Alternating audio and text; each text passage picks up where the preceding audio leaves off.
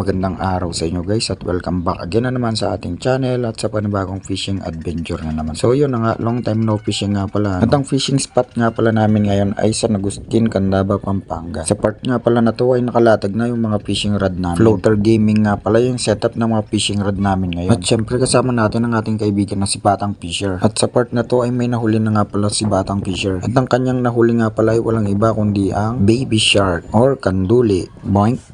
Boink, boink, boink.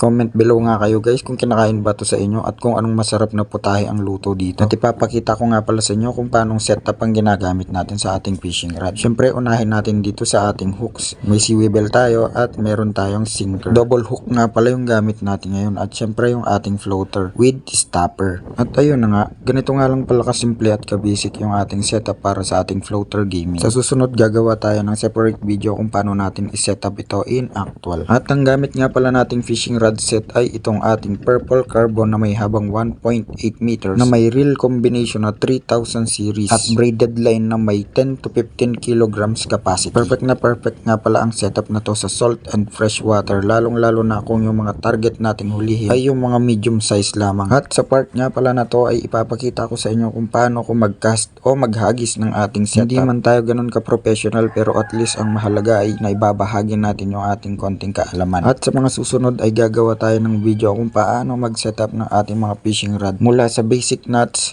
braided line capacity, fishing rod sizes, reel sizes, lures, hooks, leader lines at main lines at syempre yung mga dapat at hindi natin dapat gawin sa ating fishing rods. At sa part na to ay lumipat nga pala kami ng pwesto. At sa part na to ay napasakto yung pagdaan ni kuya dahil namatay yung kanyang bangka. Pero napaandar niya rin naman. So bali hanggang dito na lang siguro guys at napapahaba na yung ating kwento. Abangan nyo na lang yung ating mga video. See you next vlog!